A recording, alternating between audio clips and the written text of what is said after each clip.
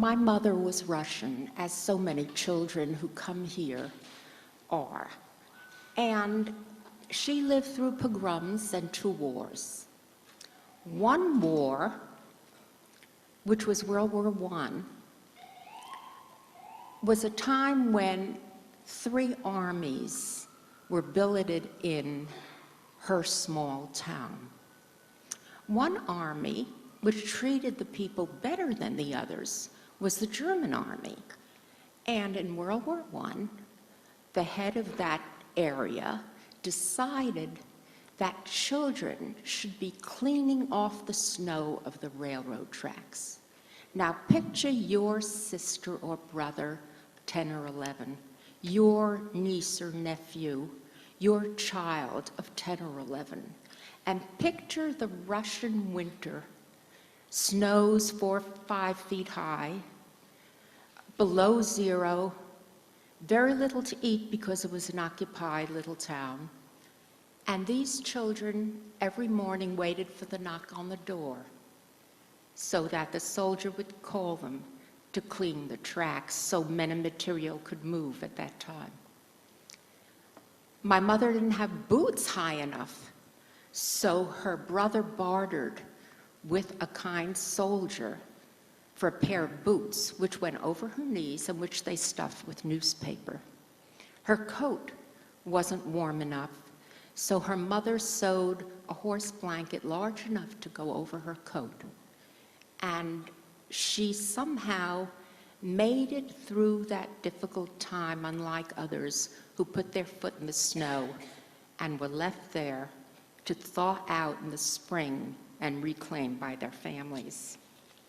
She always said to me, "You will never love this country as I do, because I'm an immigrant and you were born here."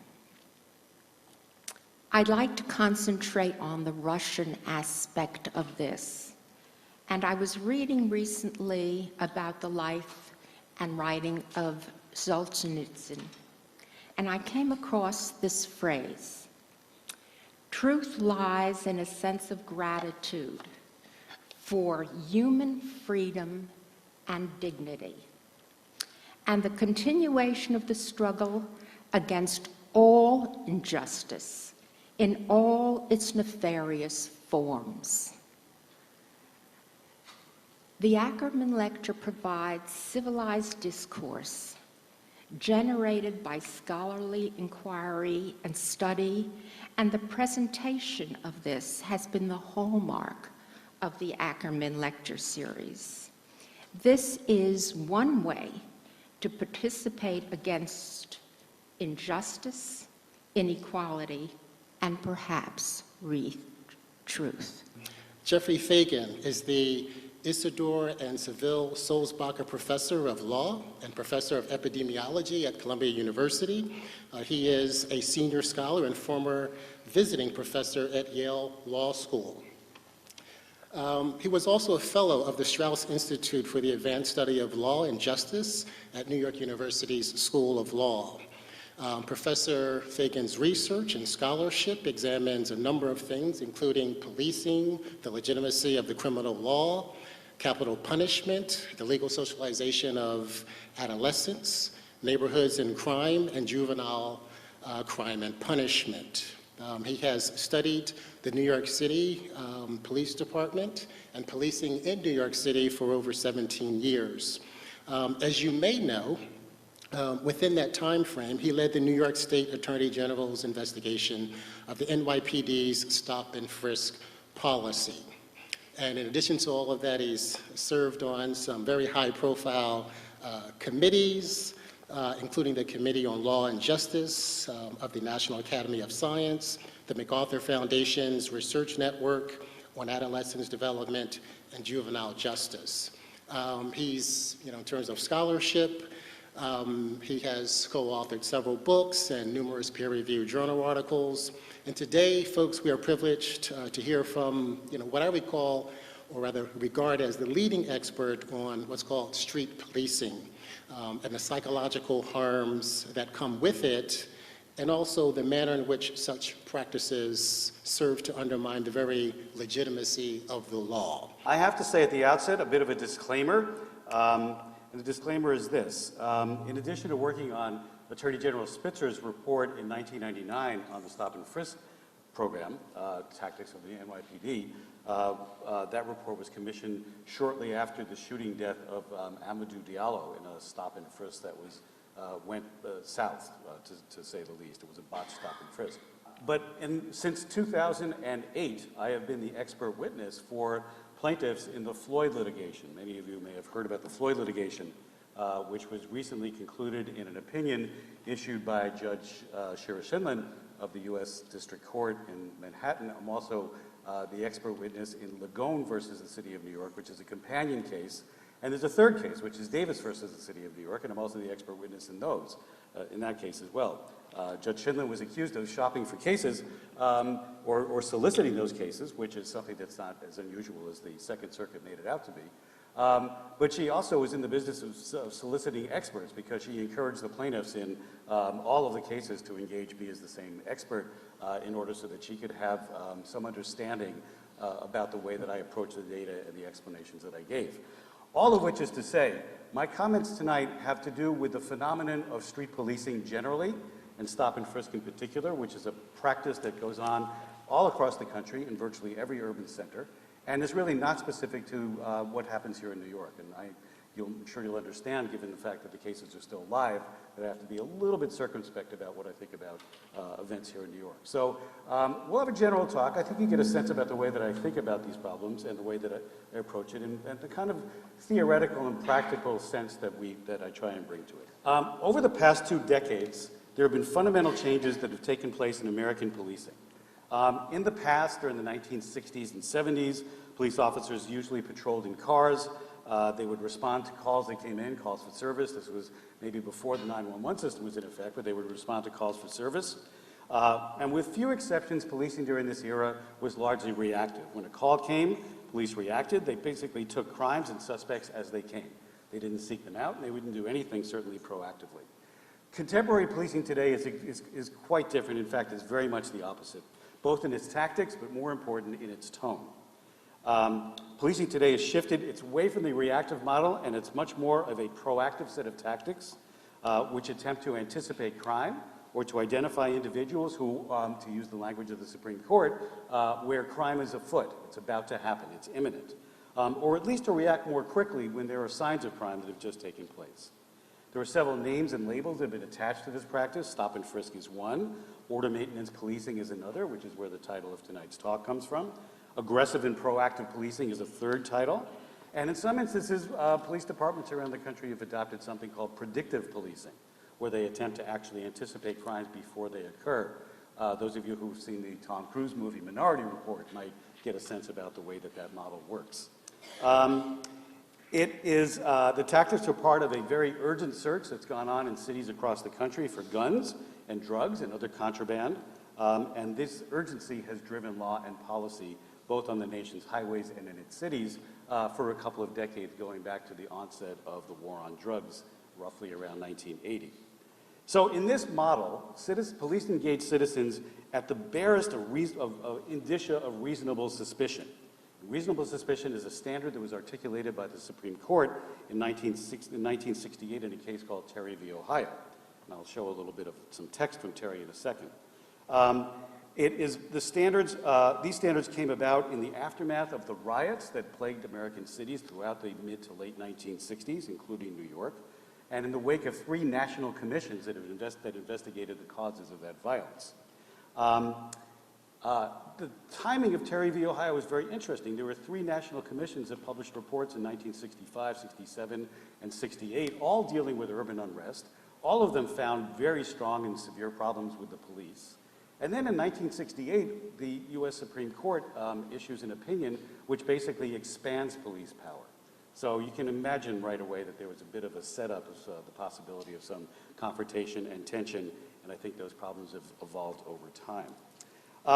Since the 1980s, and largely having to do with the war on drugs and a very strong jurisprudence in the Supreme Court, the standards of reasonable suspicion have steadily expanded through a series of Supreme Court decisions, and they allow the police to stop citizens really on just the barest threads of suspicion, including things such, for example, the police now can stop somebody simply by virtue of their race, so long as there's another factor that's present, even if that factor is a complete pretext. As a California highway patrolman once said in a conference that I was at, he says, "I got 1,600 ways that I can stop you."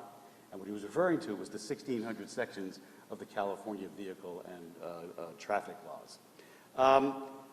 Most of the stops that have taken place throughout this era, and they've grown in number, have been essentially are reactions by police to signals of suspicion that citizens let off. But the suspicion is, again, as I said, often inflated, if not pretextual. Today in New York, police under the stop and frisk regime make a huge number of stops, roughly 4.6 million through the end of 2012. And about half of them are based on things such as furtive movements or presence in a high crime area. And these are the signals of suspicion that would authorize and empower a police officer to stop a citizen. I defy you to tell me what a furtive movement is. I can tell you what a furtive movement is that if I were a police officer, would react to. But those aren't the ones that we're talking about. This is a very, very widespread, largely narrative, often maybe even a scripted behavior that is invoked by the police to justify the stops that they make.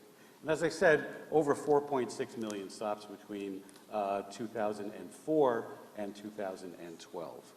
Let me give you a sense about what this notion of suspicion looks to be. This was a cartoon that was published in the New Yorker in 2000, about 11 months after Mr. Diallo had been shot and killed, and about 3 months after Attorney General Spitzer published the report on stop and frisk that Professor Smith referred to. And keep this in mind because this is the basis for a very large number of stops. And I think it's, again, it gives you a sense about the very broad authority and subjective interpretation that police officers can apply when they make those stops. So we've been doing research on this here in New York for, as Ryan mentioned, almost 17 years, going back to the Attorney General's work in 1998 and then concluding in 1999. But also research here in both, not only in New York up through the decade, but also in cities across the country. And all of this research shows that, in fact, these encounters between young people and the police are neither polite nor are they respectful, much less are they neutral. This would be a good stop based on what we've understood. The street interrogations that take place are often verbally harsh. They're often quite physical. At times, they cross the line into police misconduct.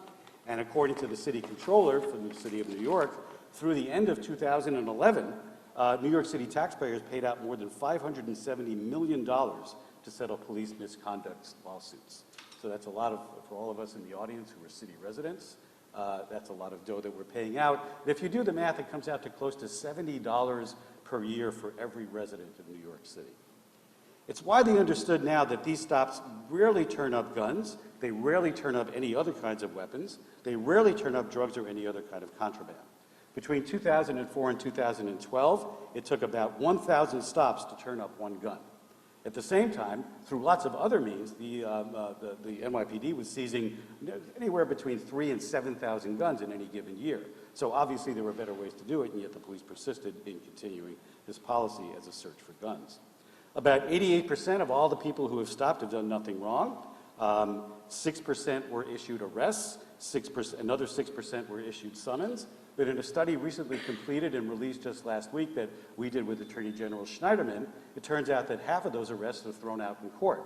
They never actually even get to a conviction.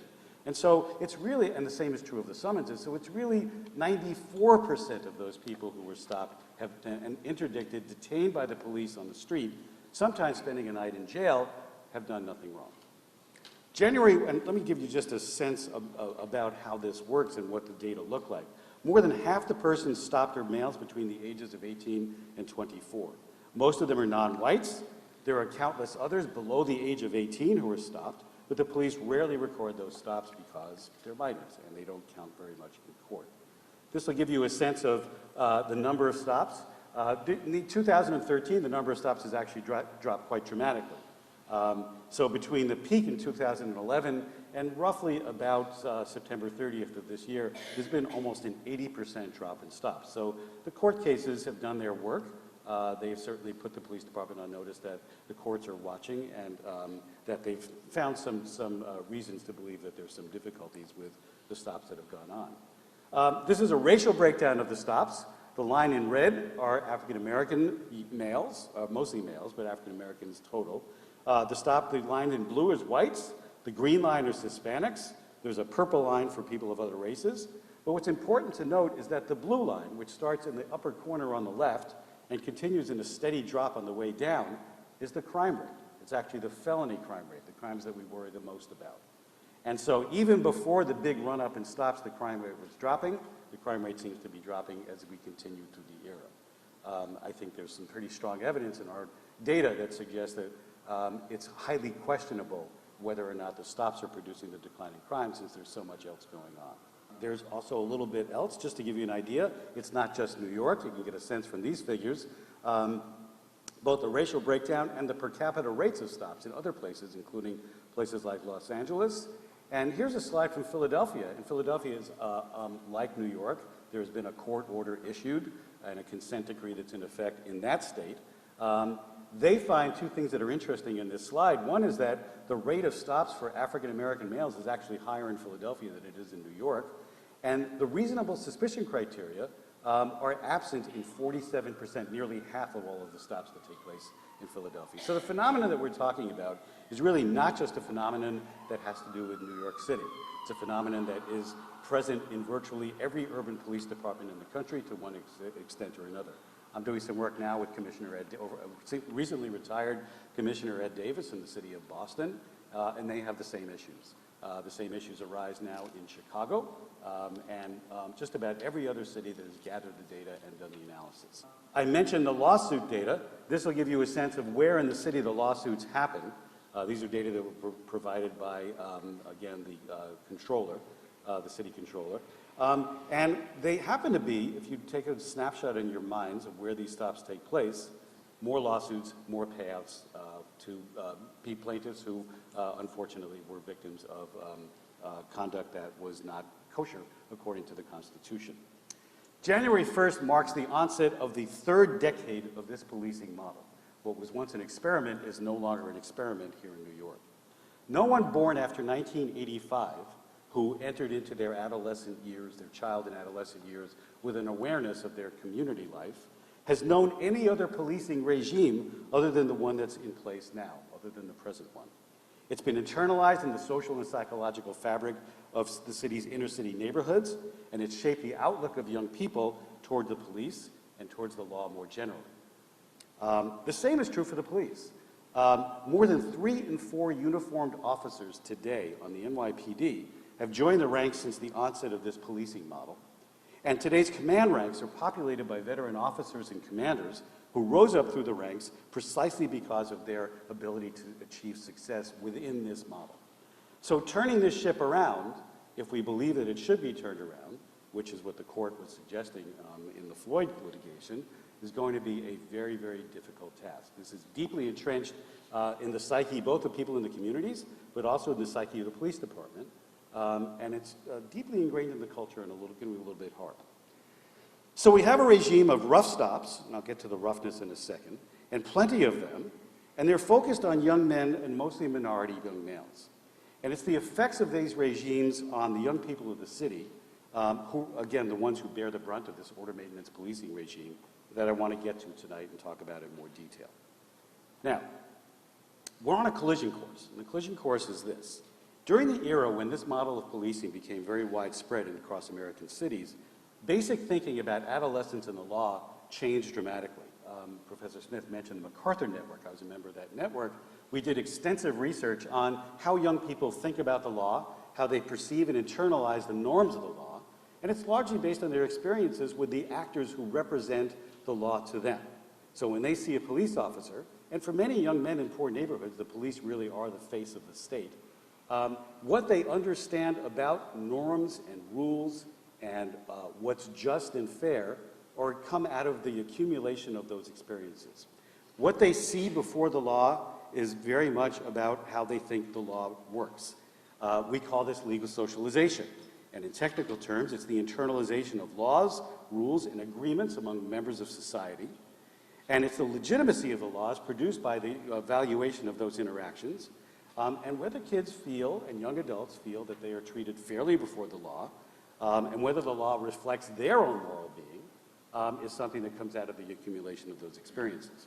What's most important is that our research, which is done in multiple cities, shows that the extent to which kids form a belief that the law itself is legitimate based on those interactions leads directly to whether or not they comply with that law. In other words, whether they break laws, engage in thefts, beat people up, sell drugs, do other kinds of crimes, and whether or not they're willing to cooperate with the police. Just as an aside, one of the a judge in the Southern District of New York in the federal court said to me that she has great difficulty empowering a jury because whenever she goes to voir dire, which is when you get all the jurors in the room and you ask them questions, can you render a fair and impartial verdict, and she has a criminal trial, she'll say to the prospective jurors, listen, you're going to hear, this is a criminal case, you're going to hear testimony from New York City Police Department officers who were involved in the investigation of the arrest. Will you be able to render a fair and impartial verdict based on the testimony that you hear? And she says routinely, the black prospective jurors and the Hispanic prospective jurors all say, no, I really can't. And it's born out of this experience that they've had, that they've both experienced directly and that they've seen around them. And she says, I have a real serious Sixth Amendment problem. For you lawyers out there, you'll understand. And for you civilians out there, that means I can't get a representative jury seated to try a suspect if that suspect is an African-American male, or any other criminal suspect for that matter. So this sets up a collision course with the new policing. For most kids, other than their lives in school, the police are the face of the state. Their experiences with this proactive policing model, which involves harsh and often unjust stops and searches, often degrading and humiliating language, undermines the internalization of positive moral and social norms, and unfortunately leads to the internalization of negative norms. So it's not crazy to think that something like don't snitch as a cultural norm and a rule becomes quite prevalent in certain communities in the city and across the country. And that's the collision course that I'm talking about, and that's what I want to get at today. I want to locate these dynamics in something very specific, which is the concept of human dignity. And dignity matters, and it matters in ways that I'll explain as we go through the concepts of dignity. I want to show the ways in which proactive policing, or order maintenance as it's practiced here, can rob adolescents of young adults of that very specific dignity. And it disenfranchises them emotionally from their ties to the society. It disenfranchises them and distances them from their own sense of their citizenship, their very belonging within this democratic process. And how that denial of dignity can come back and bite us all.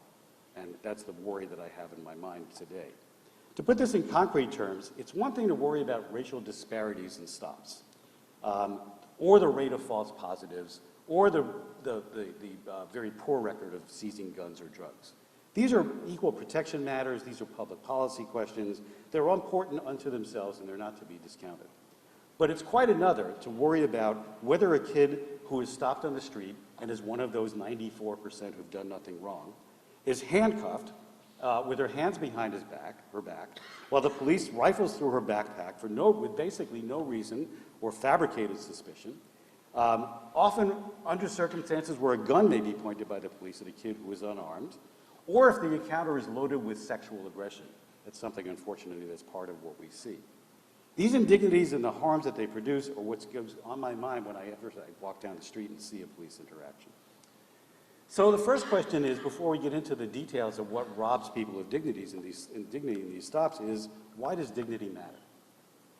And so, first of all, I don't know if there are any people from the philosophy department at Baruch or in the audience, but I think if you are, you'll understand the trepidation with which I wade into a conceptual morass about what does dignity mean. I defy any of you to stand up and tell me what dignity means. And we're going to see a video in a second which will get just how difficult that is. In fact, Matt Groening probably has a better sense of dignity than any of us. So watch this. Oh, that's a noodle scratcher. cornstarch. Go, radio! It's good for keeping down the urges. Come on, Luann, you know what this is. Kirk, I don't know what it is. Oy, it could not be more simple, Luann. You want me to show this to the cat and have the cat tell you what it is? 'Cause the cat's gonna get it. I'm sorry, I'm not as smart as you, Kirk. We didn't all go to Gudger College. It's dignity! Gah! Don't you even know dignity when you see it? Kirk, you're spitting. Okay, genius, why don't you draw dignity?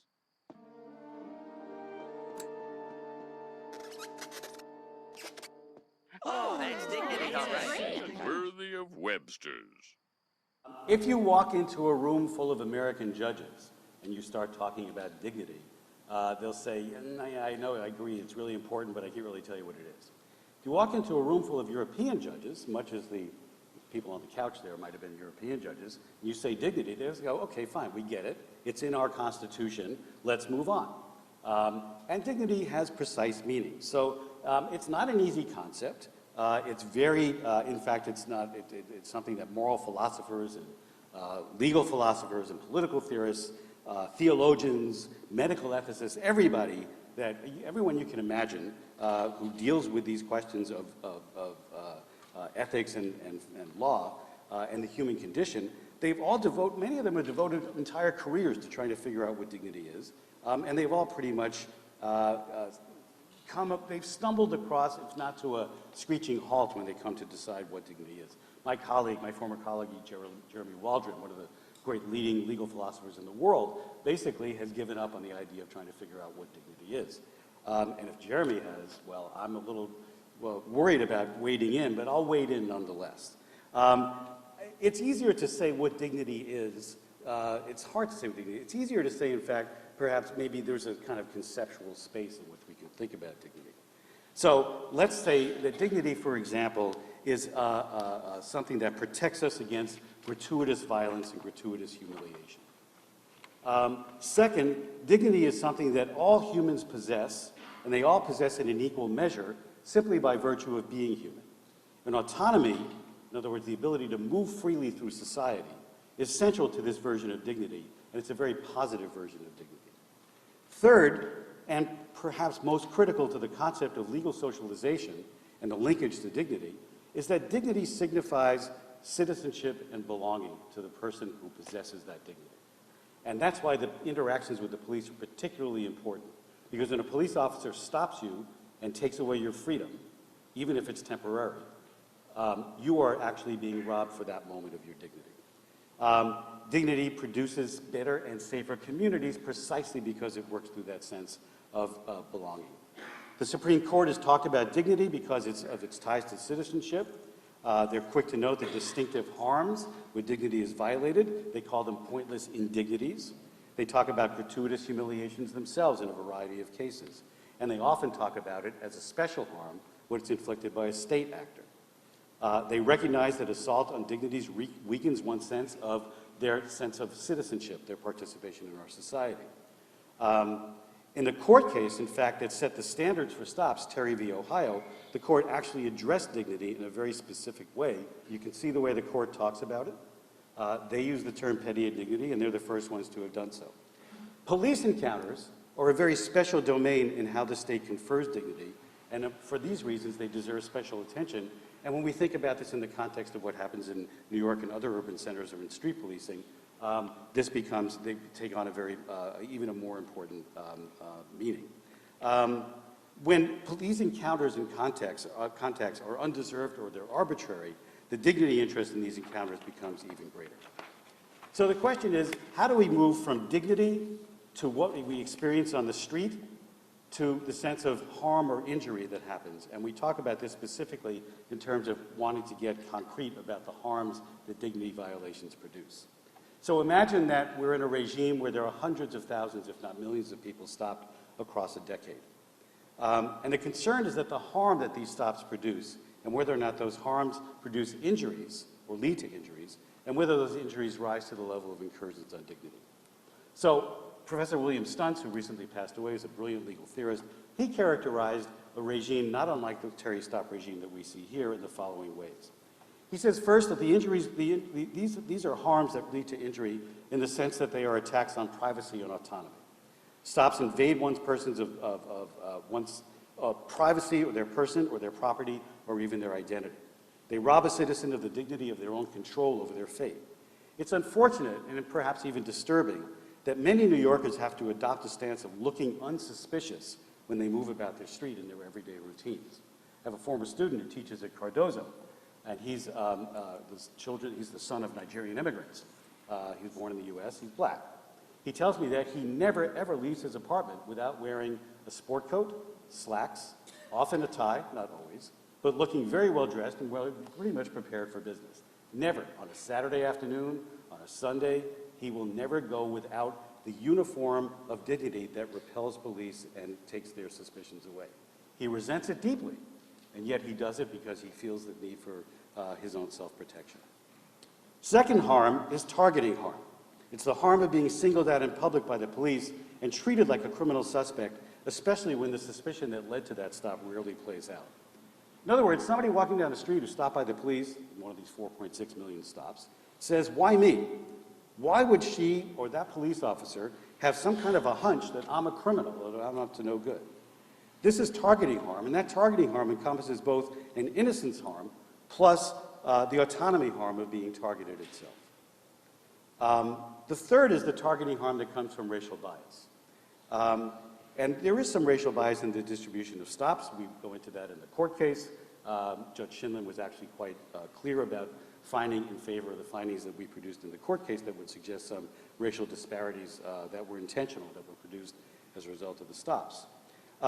So there's a special harm that flows from that racial bias. It's the signaling of suspicion, if not criminality, on black and Latino citizens simply by virtue of being black or moving about in a black neighborhood.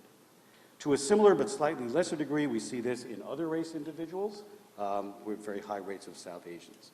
Bennett Capers, who teaches law at Brooklyn College, or Brooklyn Law School, calls this a special form of public shaming, where a police officer has no problem displaying in public that a black person is not an equal to a white person. To get a sense about the way that this is experienced on the street, this is a young man named Nicholas Pert who testified in the Floyd trial, and you can read the way that he thinks about that targeting harm. So pretextual stops, often at the very lowest boundary of suspicion, suggest that black men or Latino men can be interdicted with minimal or even no justification. The fourth harm is the harm of, and the indignity of being subject to verbal and physical force that accompanies these stops and these searches. People are thrown to the ground. They're thrown up against walls. They're handcuffed. They are the subject of violence, verbal violence. They are the subject of threats. They are the subject of having guns pointed at them. They are the subject of being labeled as with sexual aggression. Women are groped. Young men are, there's lots of homophobic language that laces these encounters. It's a very one-sided assault on the dignity of the innocent. And it raises the stakes in an unqualified or unjustified police interdiction. And you get a sense about how those stops unfold. How many people here have heard the Mutt video? So it's a recording by a young man. Unfortunately, I wanted to play it, but I can't. But you get a sense about the way that these stops unfold. This is one of the first and only recordings that's ever happened of a stop. And it's of a young man named Alvin on the streets of Harlem who's been stopped multiple times by the police. And you can listen to the screaming and cursing on this audio by the police officers towards this young man. And the very fact that he protests his innocence actually enrages the officers even further.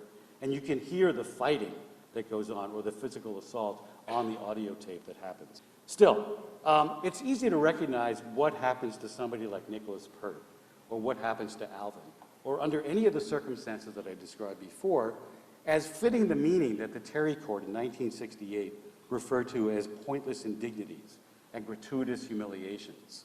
And a later court in a case called City of Lago Vista, the Atwater, about a woman who was handcuffed and taken to jail for not having her seatbelt on, what they called horribles, which is actually a very interesting and quaint term.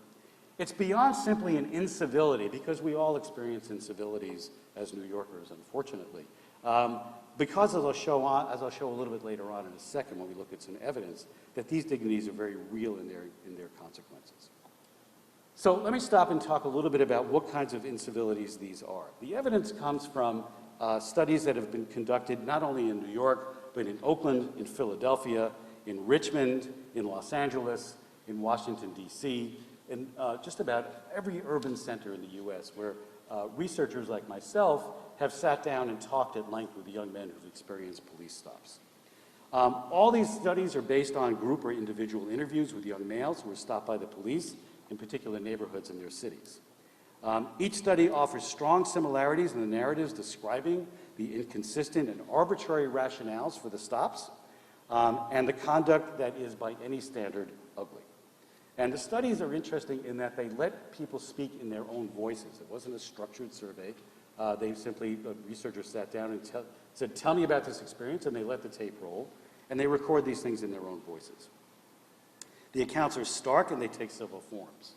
I categorize them into 4 groups. First is unwarranted stops. Now, in the interest of time, there's long text strings and narratives in the paper from which I'm drawing these thoughts. I'll read just a couple of them to give you a sense about how young men talk about this. So here's an unwarranted stop. A friend of mine and me were in the community. We were outside. It was late at night. And I guess the officer that approached us took us as gangbangers or whatever. He asked us what we were doing, and we looked at each other and we said, nothing. And he said that we looked real suspicious.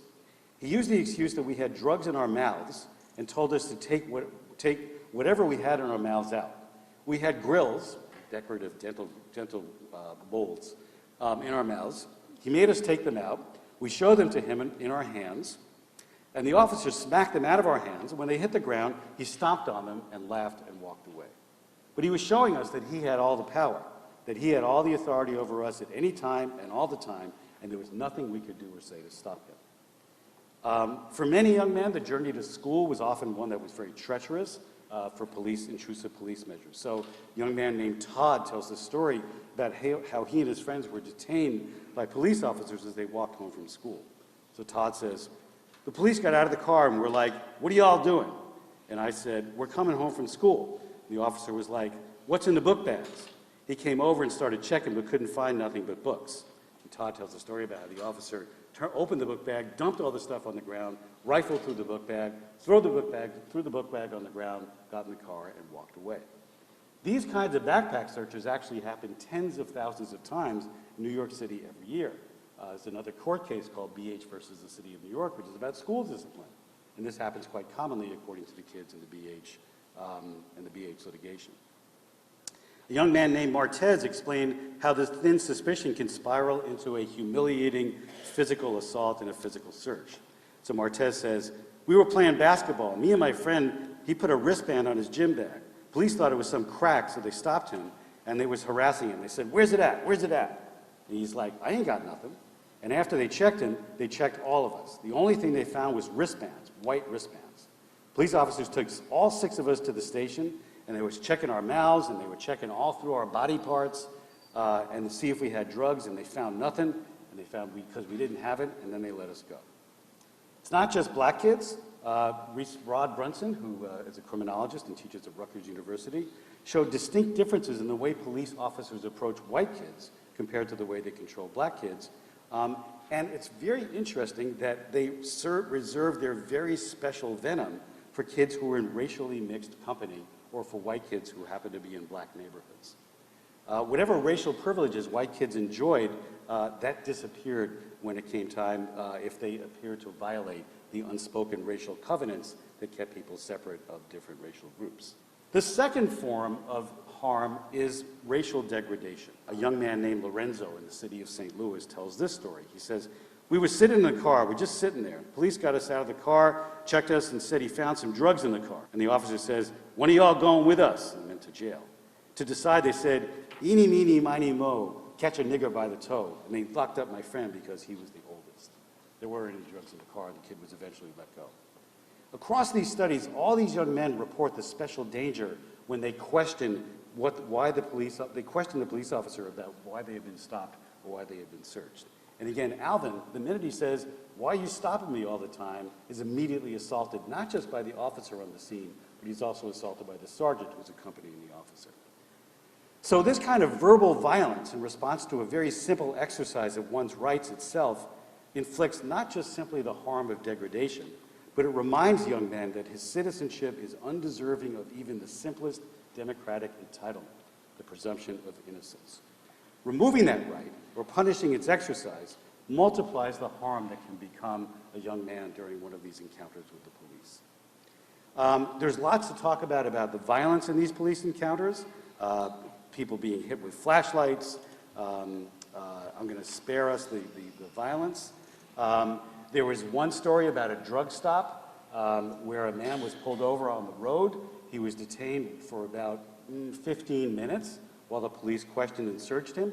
We know about this particular stop because there was a young researcher from a local university doing a ride-along with the police officer. So he's in the back of the car, and he's writing down everything he sees and everything he hears. The cops didn't really care. So this guy is stopped. He's questioned. He's patted down. His pockets are searched. They don't find any drugs. They make him remove all of his clothes. They throw his clothes off on the side of the road, and they start searching his body physically. They conduct a cavity search, desperately searching for the drugs, which they still can't find because the guy had no drugs on him. Finally, they walk away. The cop, of course, is in complete disbelief that the guy didn't have drugs. They get in the car, they drive away, they leave the guy standing naked by the side of the road. And the cop turns around and says to the researcher, "You know, I didn't find him this time, but I know that guy had drugs on him." Which, you know, if it weren't so horrible, it would be funny because the question would be, where was the guy hiding the drugs? The suspicion in these encounters and the pathways from suspicion to harsh treatment evoke something that a criminologist named Jerry Skolnick, who was our New Yorker now and was teaching at NYU until his retirement, he wrote a very famous book in the 1960s called Justice Without Trial.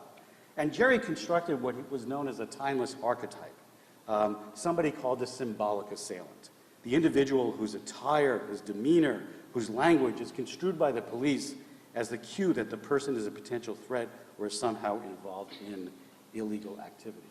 And what we see in the everyday interactions between young, mostly minority men and the police is exactly that, the acting out of the symbolic assailant scenario. I didn't talk much about the homophobia, but all these young men were accused of being gay, of being actively involved in homosexual activity, with a kind of hyper-masculine tone to it that's actually really quite frightening. And the one story that comes out of all of these different studies where the stop was conducted by a female officer, she was just as hyper-masculine as were the men. And so this is a little bit disturbing and worrisome. So how do these injuries play out? I want to get from the point of the indignity to the actual harm that it produces. So there's two domains. One is simply social and psychological harm. I talked about the idea of legal socialization. And the way that people experience the law leads to their sense about whether the law is legitimate. And when people believe the law is legitimate, that they will often obey the law. They will assist the police. They will help identify criminals. They will provide evidence. They will give descriptions. They will report crimes. They will testify in trials, unlike the judge's experience. But what we're seeing and hearing from them is quite the opposite of that. We're getting, in the survey research that we've done, very low readings of legitimacy, very high readings of violations of the law. The lower the rating of legitimacy, the greater the law violations that we experience, and we'll show a graph on that in 1 second. But the point being that this is really an emotional process, and emotions matter. And there's a direct connection between emotion and dignity.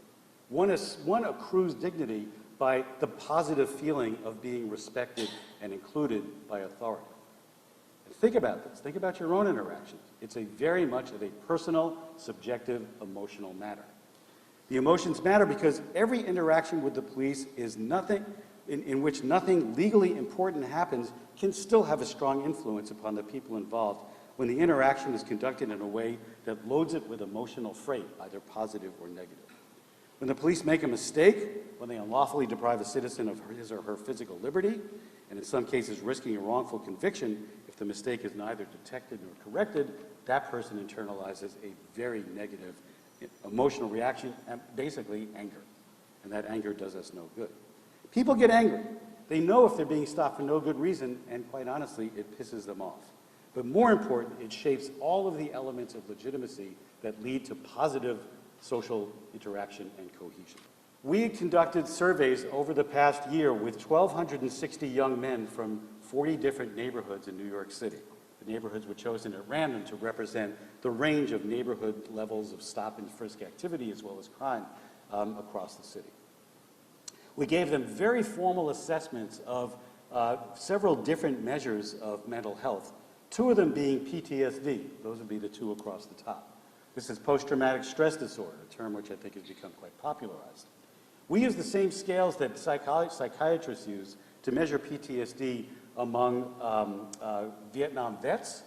These were developed with Vietnam vets, with combat veterans in the Iraq War, and later in the Gulf War, and now in the Iraq and Afghanistan wars. There are also the same measures that are used with first responders in earthquakes and fires and hurricanes. So they're highly validated. So two things to say about this. One is, as you see on the graph in the upper left-hand corner, the more times a person is stopped, the higher the rate of hyperarousal. Why is hyperarousal important? Hyperarousal means you're always vigilant, you're always on guard, you're always worried about something's going to happen to you, and you're always looking around. In Alvin's tape, the cop says to Alvin, "Why are you always looking at us?" And Alvin says to the cop, Alvin says to the cop, "Why are you always stopping me?" And the cop says, "Because you're always looking at us." "Why are you always looking at us?" And Alvin says, "Because you're always stopping me."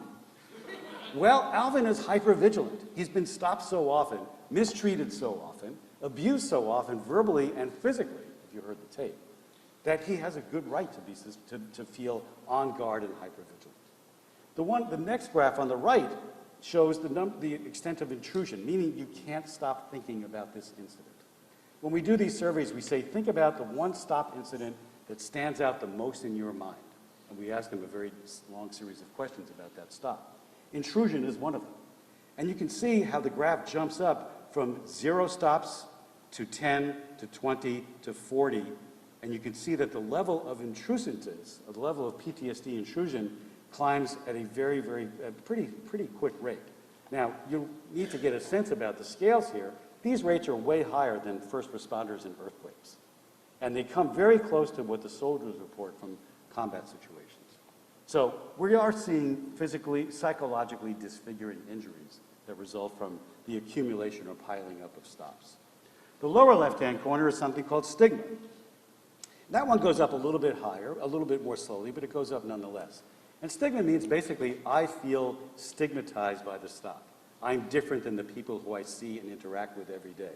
I am a lesser person because I have been picked out and stigmatized by the police as having been somebody worthy of being stopped. But remember, all these stops on the bottom there, 94% turn up nothing. So we're talking about pointless indignities, not just indignities. And the one on the right is just a straight-up anxiety scale. Are you anxious? How anxious do you feel? And you can see, again, a very steady rise. So these are injuries. These are fairly strong injuries that result. The one that I think is the most important to us is legitimacy. And the blue line is, these lines are smooth lines. They average everything out and give you a sense of basically an average value across the sample. When you get up to 20, from 0 to 20 stops, there is a very strong legitimacy deficit that builds up. Less and less and less legitimacy. When you get to 30, it kind of levels off a little and then goes down a little bit, but those are what we call outliers. The thing to pay attention to here is what happens between 0 and 20. Why is legitimacy important? Think back. In all of our research that goes back decades with kids, with adults, with people in workplaces, people in jails, people in courtrooms, all of it says when somebody believes that the law itself is legitimate, they will be more likely to comply with the law, meaning abide by the law, and they will be more likely to help the police fight crime and cooperate in the fight in keeping both themselves safe and other people safe. So this is something really to worry about. What do we do about this? How do we stop doing harm? So I have two proposals. And one of them is a regulatory proposal. And a regulatory proposal is fairly simple. I say that one of the solutions to this is simply adjusting the threshold of police contact.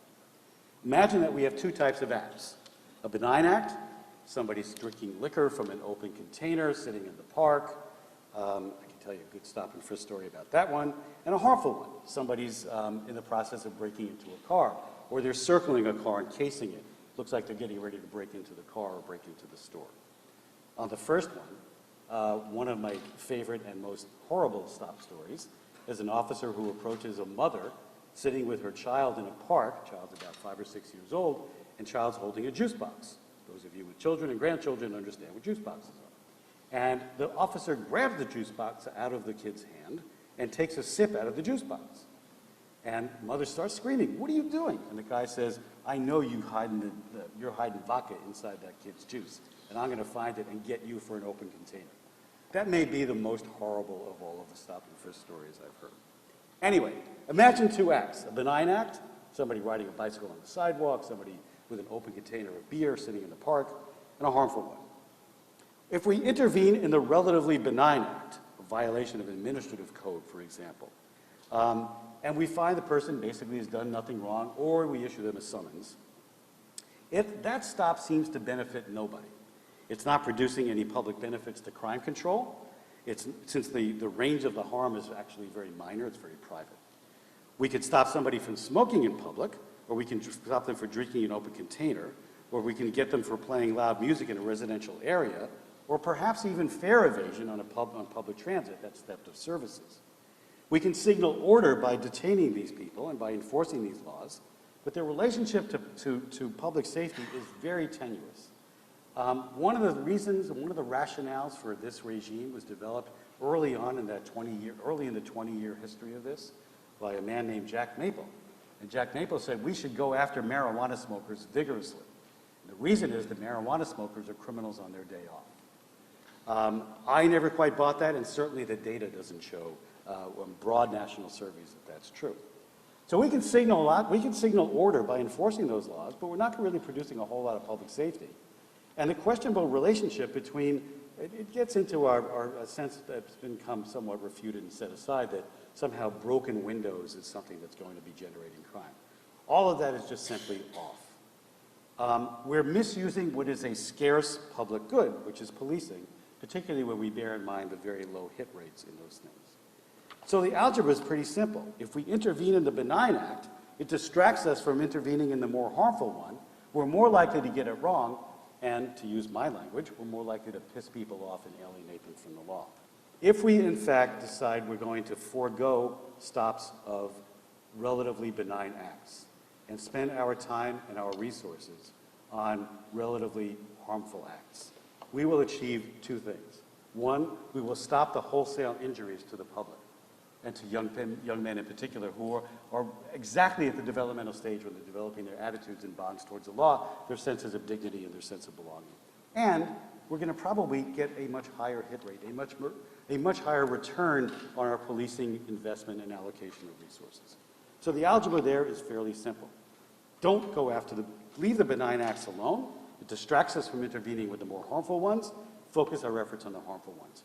It is flipping the current policing regime on its head. It won't be easy to do, but I think, in fact, if we look around right now, the police department is actually making those adjustments on the fly. For whatever reason, either they've heard me give this talk before, or they've heard other people give the talk before, but they've finally gotten the message that they're going after the really hard stuff, and they're foregoing the small stuff. So stops are down, but murders are down at the same time, and they're down by quite a bit more than they were at the end of my slide period. So I think, in fact, the theory is bearing itself out. The second intervention would be to start thinking seriously, and this is a little bit of an inside law school talk, about a jurisprudence of dignity.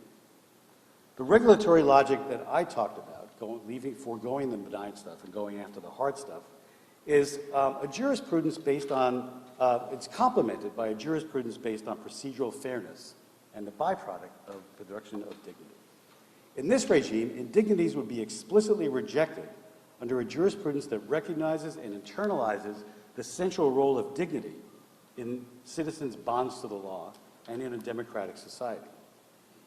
We would require that police interactions respect citizens' rights and citizens' dignity. And in fact, we would begin to impose both benefits to those officers who respected and went along with this, and some consequences to those who don't. In other words, beyond the first stop, a stop that produces an indignity becomes something that's unreasonable and probably something that could be punishable under some form of internal discipline and action within a police department.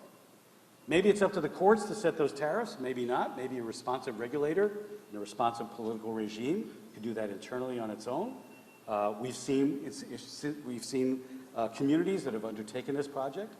We were just this afternoon with people from the city of Cincinnati who are undertaking a very long, difficult process of doing exactly what I talked about, creating and institutionalizing a jurisprudence of dignity. It's hard. And the proposal here is that we produce legitimacy because we want to safeguard dignity in police-citizen interactions. What would a court look to for positive guidance in thinking whether or not legal actors actually are respecting that coda?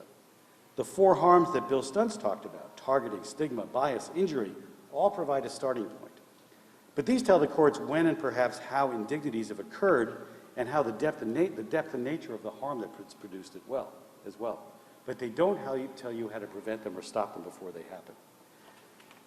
And that's a hard sell. We're asking, and I'm asking for, together my colleague Tom Tyler and I have done research and writing on this, that experience-based assessments, we ask people how they experience the police. We make that as much of our routine assessments of the productivity of police as we do crime. Because, after all, we're in a low-crime era. Make no mistake, crime rates in this city have been at 1960, 1962 levels for just about a decade. And those who say, well, Mayor de Blasio is going to end stop and frisk and it's going to produce this huge increase in crime, that's just simply not true. And it's not true because none of the factors that were present that motivated the sharp rising crime that began in the late 60s are present today. It's just not going to happen. And so we're in a low crime era, and we can think about different metrics of policing. What I'm arguing for is that dignity become a metric of policing. And we get at that by routinely talking with people who've had contacts with the police. Just as we ask people if they're safe, how they feel, there's no reason why we can't internalize and instantiate into the everyday conduct of policing and our everyday metrics for measuring the effectiveness of police, the question of whether or not citizens feel respected, dignified before the law, and whether they enjoy some emotional safety and well-being. Dignity matters in real ways that affect all of us normatively, and particularly in its consequences for young adults and teenagers among us, our children, our neighbors' children. The proposal here, whether modest or not, is to export the qualities of fair and respectful treatment to settings where police officers exercise their authority, and to inoculate both citizens and officers against those indignities. Doing dignity has its returns, and its returns are greater safety for all of us. The values can serve as guiding principles for state actors and for citizens alike in their exercise of authority and power. It also respects the dignity of the police officer, and I think that's something that's very important. All of us worry about citizens and the awesome power of the police and of the state. And I'm worried about the awesome power of an arbitrary police organization towards its members, to whom we look for safety and security as well. So this dignity thing is a two-way street. And I'm making it clear that I'm arguing for dignity both on both sides of the badge. It's up to now to the judges and to the courts, as well as to citizens in a very hard project of democracy, to develop the language of dignity and to instantiate its components into a jurisprudence and a set of public policies that ultimately are reflected in the institutional cultures of policing. So I'll wrap up there. Thank you all very much.